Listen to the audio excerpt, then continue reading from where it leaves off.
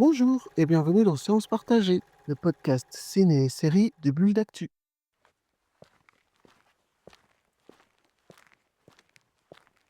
Cette semaine, on va se pencher sur le film Marche Ukraine, adapté du roman écrit par Stephen King.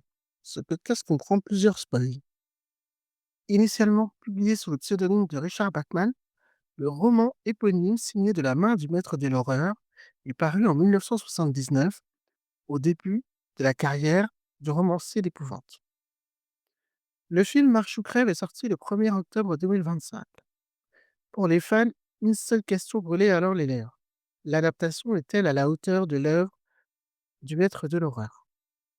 Rappelons que ce roman de 1979 a marqué des générations de par sa thématique originale et cruelle. L'adaptation de Francis Lawrence est-elle parvenue à capter cette essence? On fait le point tout de suite.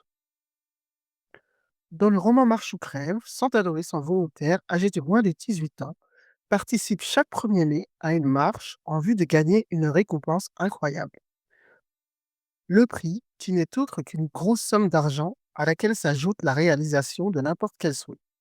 Cependant, devenir le grand gagnant de la longue marche n'est pas une tâche aisée. En effet, les participants sont éliminés au fur et à mesure de la compétition.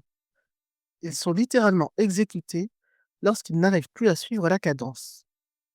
Au cours de la longue marche, ils doivent maintenir un rythme de 6,5 km/h. Ils reçoivent un avertissement toutes les 30 secondes s'ils ralentissent. Des soldats les exécutent après 3 avertissements. La longue marche est un événement médiatique majeur dans cette société dystopique. Les marcheurs sont suivis par la télévision tandis qu'une foule déchaînée encourage les candidats lors de leur passage. Dans le roman, le contraste entre la déshumanisation de ces jeunes garçons qui effleurent à peine l'âge adulte et les liens qu'ils tissent avec leurs compagnons d'infortune est saisissant. Les adolescents sont remplis de doutes et d'espoir, ils connaissent leur nom, se confient et plaisantent au début de la marche. L'auteur a mis l'accent sur l'humanité de ces jeunes hommes à de nombreuses reprises dans le roman. Parler, c'était ce que faisaient les vivants, dit-on par exemple dans un extrait. Les avertissements sont délivrés sans pitié par des soldats à l'affût de la moindre faille. Détachés, froids, ils désignent les candidats par leur numéro d'appel. Des numéros, c'est ce que sont les marcheurs aux yeux de ceux qui leur donnent leur ticket, comme il est écrit dans le roman. Autrement dit, ceux qui les exécutent. Ce fait est souligné par l'un des participants au cours de l'intrigue. Les exécutions se suivent rapidement, tandis que la peur s'installe parmi ces jeunes rêveurs qui se rendent compte que leur vie ne tient qu'à un fil ou qu'à leurs pas. Vous souhaitez vous plonger dans l'univers du roman de Stephen King? Le livre Marche ou crève est disponible sur Amazon sous format papier ou sous format Kindle. Je vous laisserai un lien en description pour vous le procurer si vous le souhaitez. Si The Long Walk est le titre anglais, le titre français Marche ou crève prend tout son sens ici.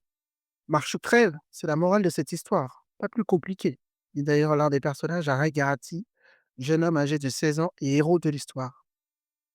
Rapidement, la volonté de gagner le prix et voir son plus grand souhait exaucé s'efface pour les participants.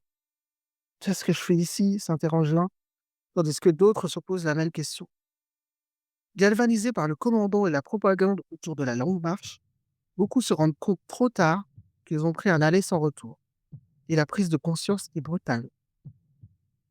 Et si Marche ou crève était une simple critique de la société capitaliste, consumériste qui broie les individus? Le système est alors assimilé à une implacable machine qui use de la résistance des participants à force de puiser dans leurs ressources. C'est en tout cas l'une des lectures que j'en retiens en sortant de ma séance en ce début d'octobre 2025. Il faut dire que je n'étais qu'une adolescente quand j'ai lu le livre pour la première fois.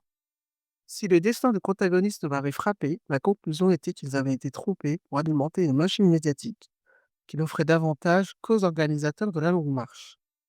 J'estimais que le gagnant avait peut-être obtenu tout ce qu'il désirait, mais je m'interrogeais.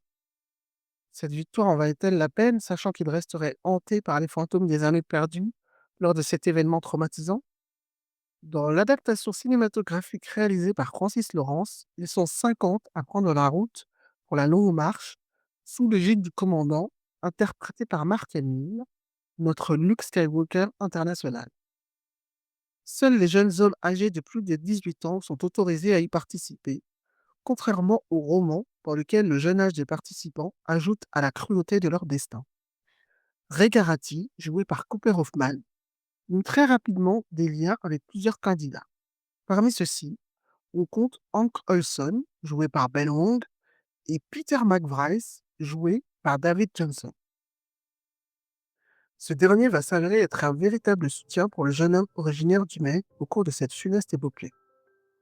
Les liens entre les participants sont très bien mis en image dans le film. Les amitiés fortes naissent en même temps que les passes et graines sur la route. Tout comme dans le livre, les exécutions sommaires sont tragiques.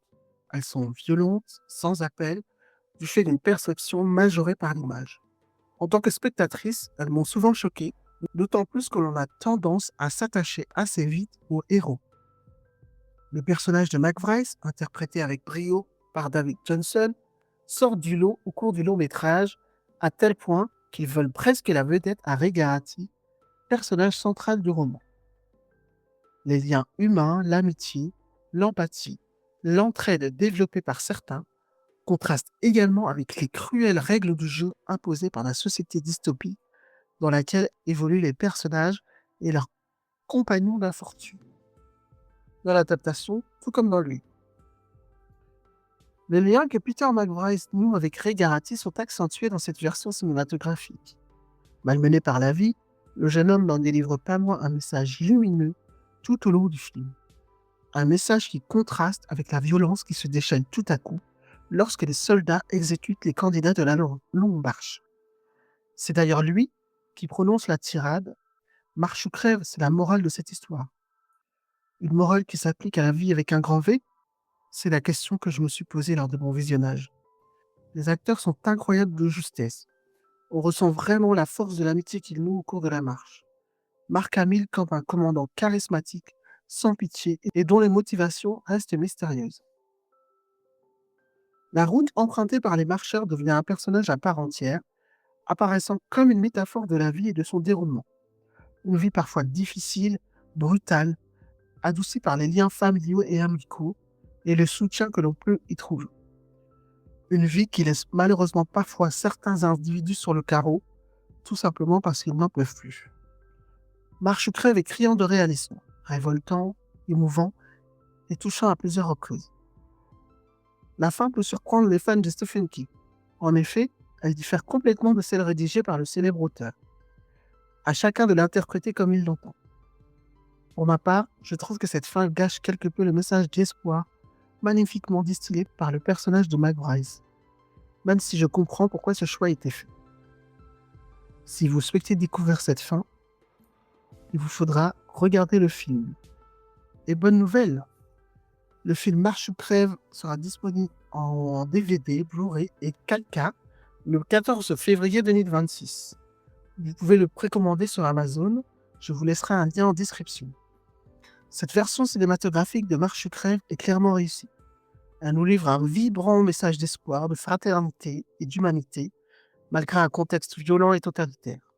C'est une véritable prouesse réalisée par l'équipe de production, les scénaristes et Francis Lawrence, d'autant plus remarquable qu'elle s'ajoute à la qualité du roman original. Et vous, avez-vous vu le film? Qu'en pensez-vous? N'hésitez pas à partager vos avis en commentaire. Abonnez-vous pour ne manquer aucun numéro et à bientôt.